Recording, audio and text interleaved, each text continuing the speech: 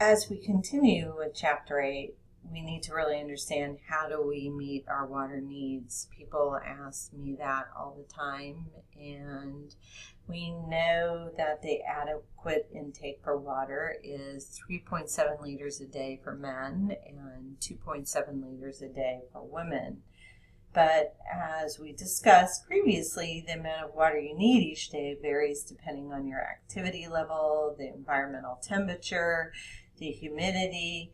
Diet can also affect water needs because more water is lost when more water must be excreted in the urine. So we know that people that consume a high protein diet increase water needs because the urea produced from the protein breakdown is excreted in the urine.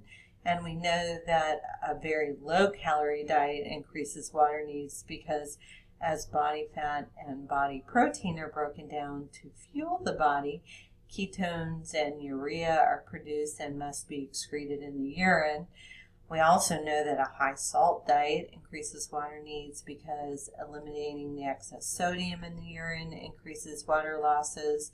And we know that a high fiber diet increases water needs because more water is held in the intestines and is lost in the feces. Alcohol intake, we know that in the U.S., we know that most of our fluids come from beverages. About 80% of the body's requirement for water, or about 3 liters or 13 cups for men and about 9 cups for women, come from drinking, and the rest comes from the water consumed in food. And we know that most beverages, whether water, milk, juice, or soda, they all help meet the overall need for water. Beverages containing caffeine, such as coffee, tea, and cola, increase water losses in the short term because caffeine is a diuretic. But we know that increase in the water loss is small, so the net amount of water that caffeinated beverages add to the body is pretty similar to the amount contributed by the non-caffeinated beverages. We know that alcohol is also a diuretic, and the overall effect it has on water balance depends on the amount of water and alcohol in the beverages being consumed. And in the United States, most adults consume adequate amounts of water in their diet from water and other beverages, but low water intake can be a concern for older Americans because of their decreased sensation for thirst. Lots of debates, and I'm sure this is in the news and in your daily or weekly discussions all the time, but there is a debate, is bottled water better? And what this graph compares the per capita bottled water consumption in the United States and other countries. And really important to read that debate in the chapter and really think about your argument or your reasons for drinking bottled water or not. Next, we're moving on to an overview of minerals. And minerals are important because we know that they're needed by the body in small amounts. And they maintain structure and regulate chemical reactions and body processes. A major mineral, and this is always a test question, so I guarantee you I will ask you this on a test. We know a major mineral, we need over 100 milligrams a day, and major minerals are the ones that we need in large amounts. So sodium, potassium, chloride, calcium, phosphorus, magnesium, and sulfur. Those are all major minerals. I'm going to ask you, what is a major mineral? How is it different than a trace mineral? And how much do we need? And what's an example of one? The trace mineral, we need those in smaller amounts, than less than 100 milligrams per day.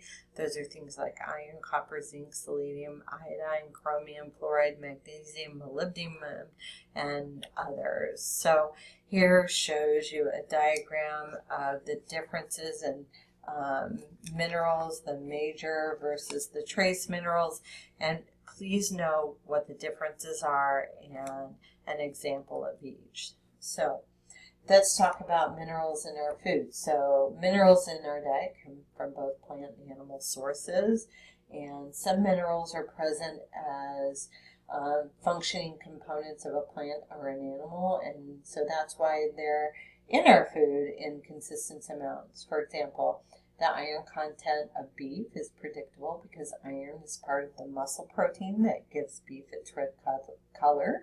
And in other foods, some minerals are present as contaminants from the soil or from processing. So, for example, plants grown in an area where the soil is high in selenium are higher in selenium than plants grown in other areas. And milk from dairies that are use sterilizing solutions that contain iodine, that can be a source of iodine. So minerals are added to food intentionally during processing, found naturally, or contaminants, and positive ones from their environment. We know that in processing, sodium is added to soups and crackers as a flavor enhancer. Iron is added to refined grain products as part of the enrichment process, and calcium and iron and other minerals are typically added to fortified breakfast cereals.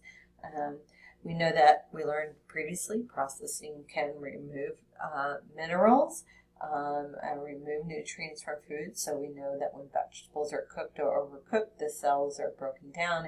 Potassium is lost in the cooking water, or when we skin fruits and vegetables, or remove the bran and germ of grains, that we're detaching nutrients like magnesium, iron, selenium, zinc, copper, and those sort of things. We talked a little bit before about bioavailability. The bioavailability of minerals that we consume in food varies. So for some minerals like sodium or salt, we absorb almost all that's present in our food, unfortunately, but for others, we only absorb a small percentage. So, for instance, we typically only absorb about 25% of the calcium in our diet, and iron absorption can be as low as 5%. So those are nutrients of concern. That's why they're on the labels. So how much a particular mineral is absorbed may vary from food to food or meal to meal or person to person. So we also know that in general, minerals in animal products are better absorbed than those in plant foods. And the difference in absorption is due in part to the fact that plants contain substances such as phytates or phytic acid, tannins, oxalates, and fiber that can bind the minerals in the gastrointestinal tract and reduce their absorption. We do know that the North American diet, though, is generally does not contain a lot of these components to cause a mineral deficiency, but diets in developing countries may. So, for example, in some populations, the phytate content of the diet is high enough to cause zinc deficiencies. Additionally, the presence of one mineral can also interfere with the absorption of another. So we know that some mineral ions that carry the same charge can compete for absorption in the GI tract. So calcium, magnesium, zinc, copper, and iron all carry a positive 2 charge. So a high intake of any one of those may reduce the absorption of another. And we know that in the American diet, it's typically not a problem when whole foods are consumed, but a large dose of one mineral from a dietary supplement may actually interfere with the absorption of our food or other minerals. And the body's need for minerals may also affect how much the mineral is absorbed. For instance, if plenty of iron is stored in your body, you will absorb less of that iron you consume. And we know that life stage can also affect absorption. For example, calcium absorption we know doubles during pregnancy when the body's needs are high. Here's a diagram of minerals on the My Plate and where they're found in the food groups. And this is a good thing to put in your You need to talk about this in your nutrition portfolio.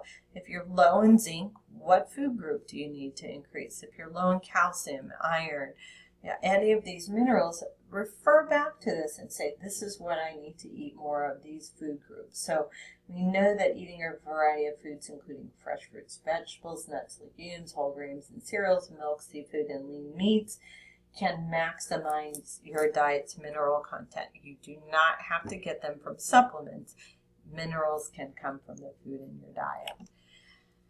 What are some compounds that interfere with mineral absorption? So I'll talk a little bit about this. So we know that plant foods can reduce mineral absorption when consumed in large amounts. So oxalates, we know that they're found in spinach, rhubarb, beet greens, and chocolate, have been found to interfere with the absorption of calcium and iron, which are two nutrients of concern in our diet. We know that tannins found in tea and some grains can interfere with the absorption of iron.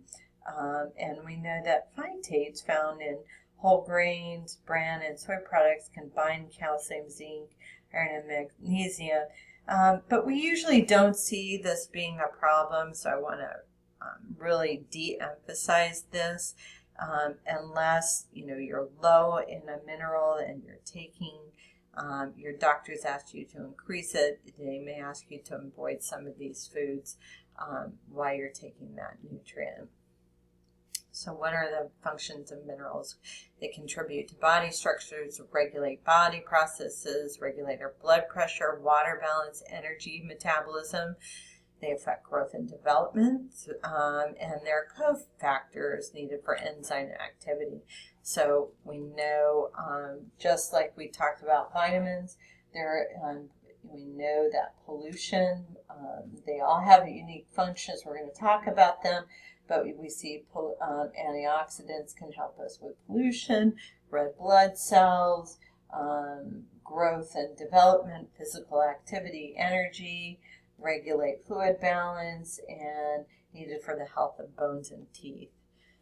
We also know that minerals can be cofactors to an enzyme. We know, for example, zinc is essential for the activity of an enzyme needed for DNA synthesis, and they can be part of coenzymes in body processes. So I'm going to stop here and move to 8.3.